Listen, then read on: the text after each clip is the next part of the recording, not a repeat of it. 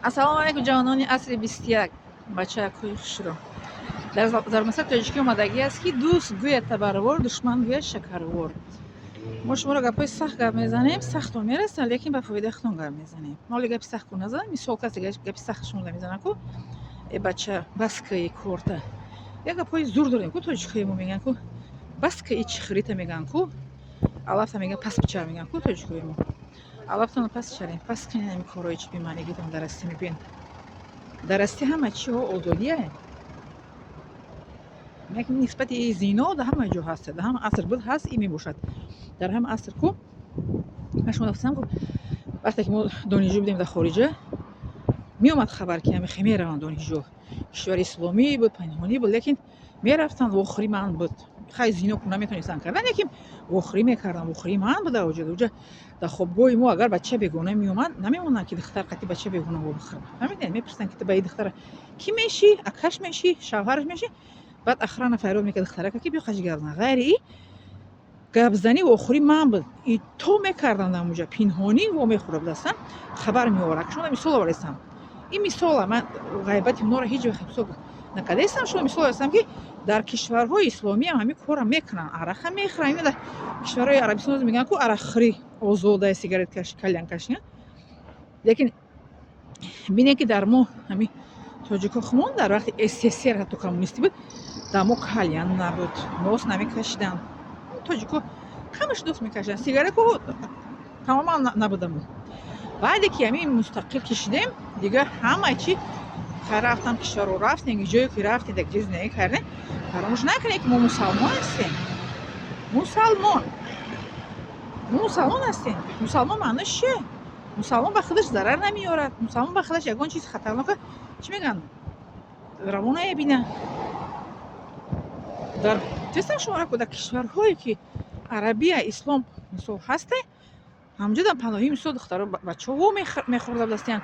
ина боз дар ютуб тамошо мекунам, мисол мегӯяд ки дар онҷо арақхӯриам мекунанд, сигареткашӣ. Ха кальянак медонед дар ҳама ҷо ҳаста. кальянкашӣ чӣ кашӣ ҳама чиро мекунанд. Лекин мо мегӯяд ку беадаба гуфтиянд ки адаб аз ки омӯхтӣ, мегӯяд ки аз беадабон ҳар чӣ кунам кардам накардам. охир мо бояд ки вақте ёро мебинем ки корро мекунад, бояд мо накунем хаста. Лекин ин ақли инсон вобастагӣ дорад. ақли мегӯянд солим ку дар ҷисми солим. Вақте инсон ақл солим бошад, ҳеҷ вақт ба зарари худаш кор намекунад. ҳеҷ вақт саломатиш дар ягон чиз зарарнока чӣ мегӯянд раво намебинад. Мебинед? неми кишвари шаҳре ки мо ҳастем, шаҳри мо ҳастем, шаҳри мисол Россия. 6 сол шимад дар ин шаҳрам, вале ман надидам ки ягон духтар қати ягон бача 0 ба 0 дида бошам. Надидам. дар шаҳри мо ними Россия мисол ғайри мегӯянд ку мусалмони ҷое ки мо ҳастем, мо духтара бачаро надидам ки 0 ба 0 карда бошанд, ёки оғӯш гашта бошанд. оғӯш намегиранд дар еҷа, буса намекунанд лаб ба лаб. касе ки ҳамдигарро нағз мебинанд, даст ба даст фақат мегарданд. и бар ба бар тамом. дигар ягон кори ҳаракатҳои зиёдшӣ надонистем.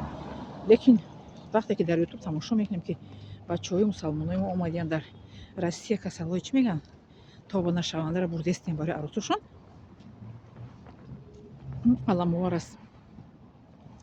аламовар аст ба чӣ мегӯянд? Мегӯянд ина мусалмони чӣ касия мегӯянд. забон моро ба кӯтоҳ мекунанд ки ина омадиянд дар Россия. надидагӣ мегӯянд дид, дар ҷош мегӯянд рид мегӯянд. мебахшин гап безеба не ки бояд бигӯм дар ҷои гап. мебинанд дар ҷо мебинанд, шо мераванд дига ба як духтара мебинанд, шайтон дига ҳалҳалаш мекунад. брат ту чӣ кора кардан наметонӣ? ту мардак нестӣ? бо ҷурмам хеле мекунанд ку. ту чӣ хеле мардак ки қатӣ мо намешинӣ, қатӣ мо наменӯшӣ. ту қатӣ мо мега чӣ намекунӣ, сигарет намекашӣ, арақ намехӯрӣ. охир хеле ҷура мегӣ брат гумш пешумусу. кама калимаи гумшоро барои гуфтестам ки ама бигин ша охир гапи безеба ки бояд ман нагум. мегӣ чи бура уса пешума. шумо қатӣ намерам, кора намекунам. бра ҳуй бих мегия еҷа. одамои намешидаги қатӣ бояд хез накунем. мегӯ бо мо шинӣ, мо ша бояд ки шинӣ сёша. хоҳӣ нахоҳӣ як рӯз одами бад ку одами бад як гап чӣ қатӣ мебара мисол. ё муттаҳамаш мекунад, ту чӣ хеле ба чӣ қатӣ мо кора намекунӣ. ту ҷавонӣ бихӯр бичар бигард. ту ҷавонӣ дар ҷавонӣ ҳама кора кунӣ. Не, дар ҷавонӣ одам ҳама кора намекунанд. дар ҷавонӣ ҳама кора ки инсон хоҳад карданӣ ку. баъд мегирад чиша. чӣ мегӯянд? меваша мегирад. баъд меваша дидестен чӣ гуфтестиянд одамо? меваша дидестен касали вичспит, гепатито и бо чӣ мегӯянд? бенаслӣ, ат худризоӣ мекунанд аз бачаҳо ку. به نسلی برده میرسونه. بله به نسلی برده میرسونه. بیماری های چی میگن عصب، دیوانگی و به خودکشی و چند چیز.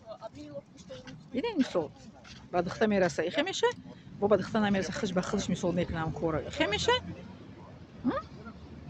همه آنچه که مثال دین اسلام کردگی از اون چی که ما حذر کنیم انشالله که تازه زندگی میکنیم، تازه وجودمون تازه میشه و همه چیز بیمار میشیم شفا میبینیم انشالله بیماری شفا دوای بیابنده لیکن چی میگن افلوسی ها رو به خود نمیگیریم انشالله. برای این جوانان التماس عقلتون رو به کار برین به خدا نزدیک شوین. کسی که از خدا نمیترسه کور هیچ کس هیچ جا فریب کردن نمیتونه. هیچ کس انسان در هیچ کجا سرش تولده نمیتونه. همین برای چی؟ برای که الله تعالی شما رو دائم رابطتون هست. خداوند شما رو شنیده میسه. وقتی یک کس شما رو روی بد برده نمیشه خداوند شما رو عقلتون رو بکشوده میکنه که نمیگین.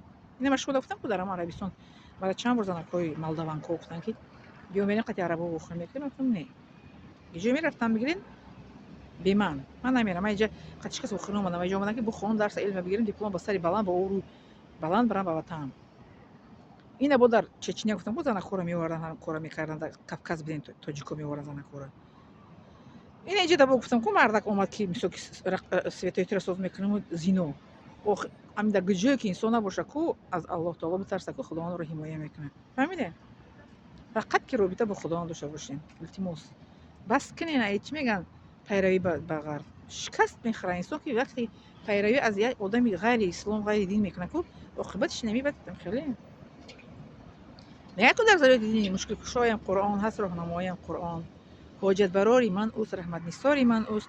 من خواهم از خداوند قرآن دیت مرا پند غیر قرآنی بر من آرد نادانی. زنده سلامت خانواده سربلند باشید. می ندارم از شما.